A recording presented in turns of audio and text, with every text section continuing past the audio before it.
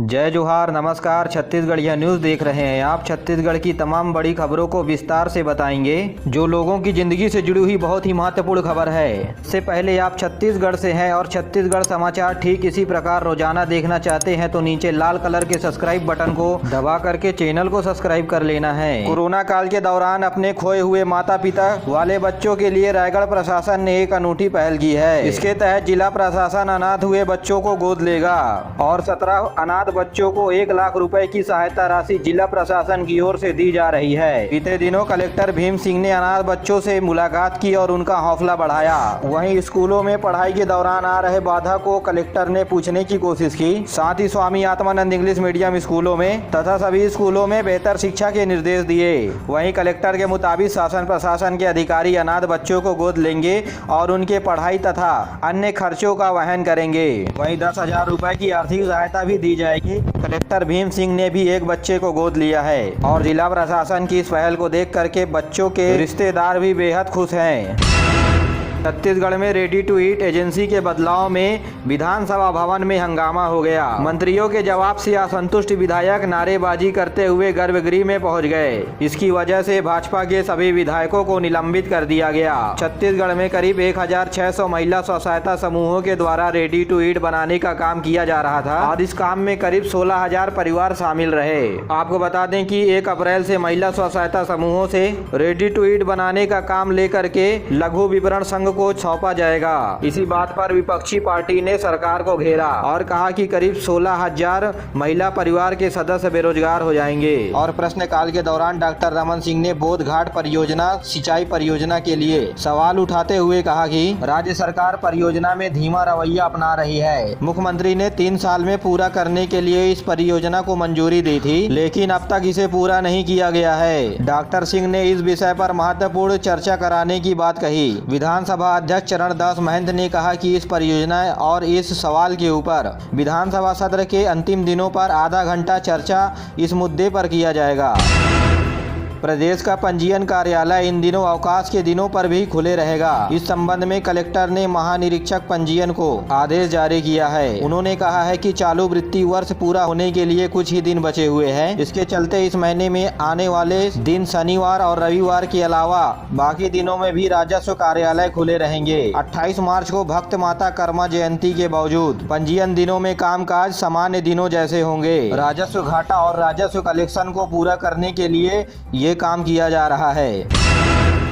मुख्य सचिव अमिताभ जैन ने छत्तीसगढ़ में सभी बैक्टीरिया जनित बीमारी और मच्छर से छुटकारा दिलाने के लिए सभी जिलों के कलेक्टर और जिला पंचायत सीईओ को परिपत्र जारी किया है। और पत्र में कहा गया है कि नगरीय निकाय तथा पंचायतों के प्रतिनिधियों के साथ मिलकर के बैक्टीरिया और मच्छरों के लिए जरूरी उपचार गांव और शहर में किया जाए। और मुख्य सचिव ने सभी सरकारी बिल्डिंगों में खिड़की दरवाजों में जाली लगाने के निर्देश दिए हैं। बलौदाबाजार जिले में भी अब RT-PCR जांच की सुविधा मिलेगी। Indian council medical research of India के द्वारा इसे मंजूरी दे दी गई है और यह वायरोलॉजी लैब जिला अस्पताल में स्थापित किए गए हैं, जहां RT-PCR जांच की मशीन लगाई गई है। जिला अस्पताल के सिविल सर्जन ने बताया कि RT-PCR मशीन स्थापित होने के बाद हर दिन 350 से अधिक सैंपलों की जाँच की जा सकेगी। इस सुविधा के शुरू होने से अब सैंपलों को बाहर नहीं भेजा जाएगा और 24 घंटे के भीतर RT-PCR जांच की रिपोर्ट लोगों को मिल सकेगी।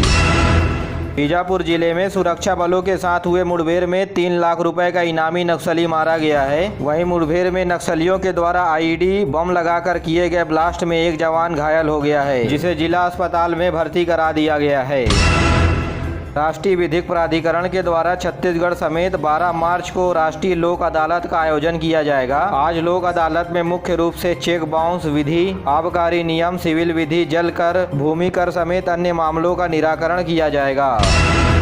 सूचना और प्रसारण मंत्रालय के प्रादेशिक संचालय की ओर से आजादी के अमृत महोत्सव मनाने हेतु बिलासपुर के रतनपुर में 3 दिवसीय चित्रकारी प्रदर्शनी का आयोजन किया जा रहा है। आजादी के अमृत महोत्सव के ऊपर मल्टीमीडिया चित्र प्रदर्शनी का शुरुआत रतनपुर से किया जा रहा है। इस चित्रकारी के दौरान ईस्ट इंडिया कंपनी की आगमन से लेकर भारत की आजादी तक को सचित्र प्रकट किया गया है। इसमें 26 मुख्य स्वतंत्रता सेनानियों के कामों को भी दर्शाया गया है। प्रदर्शनी के दौरान रंगोली का भी प्रतियोगिता रखा रखा गया। साथ ही जागरूकता रैली भी निकाला गया, जिसमें स्कूल और कॉलेज के विद्यार्थी ने बढ़ चढ़कर हिस्सा लिया। साथ ही महिला और बाल विकास विभाग की ओर से सुपोषण स्टॉल भी लगाया गया है। रेलवे विभाग ने कहा है कि एनटीपीसी के संशोधित परिणाम अगले हफ्ते जारी कर दिए जाएंगे। मंत्रालय ने कहा है कि पहले स्तर के कंप्यूटर आधारित परीक्षा इस साल जुलाई में हो सकता है। संत गहिरा गुरु यूनिवर्सिटी के प्रोफेसर अशोक सिंह ने राज्यपाल से मुलाकात की, जहां उन्होंने यूनिवर्सिटी में 25 मार्च को आयोजित दीक्षांत समारोह के लिए राज्यपाल को निमंत्रण दिया। कोरोना काल में योग के साथ निरोग रहने के उद्देश्य को लेकर के रायपुर नगर निगम के सभागार में योग कार्यक्रम के लिए अंतर्राष्ट्रीय स्तर पर वेबिनार का आयोजन किया जाएगा और इस कार्यक्रम का शुभारंभ मंत्री अनिला भेड़िया करेंगे। केंद्रीय माध्यमिक बोर्ड की 10वीं और 12वीं की टर्म 2 की परीक्षाएं 26 अप्रैल से आयोजित होंगी। सीबीएसई ने एक नोटिस जारी कर आज ये जानकारी दी है। साथ ही परीक्षा की पूरी डेट शीट भी जारी कर दी है। आपको बता दें कि कोरोना महामारी को देखते हुए सीबीएसई ने मुख्य परीक्षा को 2 हिस्सों में कराने का फैसला लिया था। ऐसा पहली बार हो रहा है जब सीबीएसई 10वीं और 12वीं की परीक्षाओं को 2 चरणों में आयोजित करा रहा है। बताया जा रहा है कि सीबीएसई टर्म 1 की परीक्षा का परिणाम जल्द ही जारी कर देगा और इस सूचना को बोर्ड की आधिकारिक वेबसाइट पर देखा जा सकता है। प्रदेश में पढ़ने वाले सभी विद्यार्थियों के लिए जल्दी स्वास्थ्य जांच कराया जाएगा। इस दौरान दिव्यांग विद्यार्थियों को निःशक्तता प्रमाण पत्र भी जारी किया जाएगा। इस संबंध में मुख्य सचिव अमिताभ जैन ने सभी जिले के कलेक्टरों को तथा जनपद सदस्य के मुख्य कार्यपालन अधिकारियों को चिट्ठी जारी किया है। मुख्य सचिव ने स्वास्थ्य जाँच से पहले सर्वे का काम आने वाले 2 महीने के भीतर पूर्ण करने के लिए कहा है। केंद्र सरकार की ओर से चलाई जा रही प्रधानमंत्री किसान सम्मान निधि योजना के तहत पंजीकरण कराए जाने वाले किसान के लिए पीएम पोर्टल पर केवाईसी करवाना जरूरी कर दिया गया है। छत्तीसगढ़ के सभी जिलों में निर्देश के पालन करने के लिए जरूरी कदम उठाए जा रहे हैं। इसी कड़ी में बीजापुर जिले में पदस्थ जिला संचालय विभाग में पीएस कुसरे ने बताया कि पीएम सम्मान निधि की योजना सही किसानों और पात्र लोगों को देने के साथ साथ इस काम में धोखाधड़ी को रोकने के लिए ई-केवाईसी करवाना जरूरी कर दिया गया है। पीएम पोर्टल में ई-केवाईसी के लिए मोबाइल में ओटीपी जारी कर सत्यता की प्रमाणित की जाएगी। इसके साथ ही दूर दराज गाँव के किसान अपने क्षेत्र के नजदीकी लोक सेवा केंद्र में जाकर के 15 रुपए शुल्क देकर ई-केवाईसी करवा सकते हैं। ऑपरेशन गंगा के तहत यूक्रेन से भारत भिलाई की 2 छात्राएं दीप्ति पांडे और श्रुति कलिहारी अपने निवास स्थान पहुंच गए हैं। ये यूक्रेन के क्यू मेडिकल कॉलेज में अपनी पढ़ाई कर रही थी। गौरतलब है कि यूक्रेन और रूस के युद्ध के बीच यूक्रेन में फंसे भारतीय विद्यार्थियों को बचाने के लिए ऑपरेशन गंगा अभियान चलाया जा रहा है। इसके तहत यूक्रेन के पड़ोसी देशों से विशेष विमान के तहत भारतीय युवाओं को भारत लाया जा रहा है।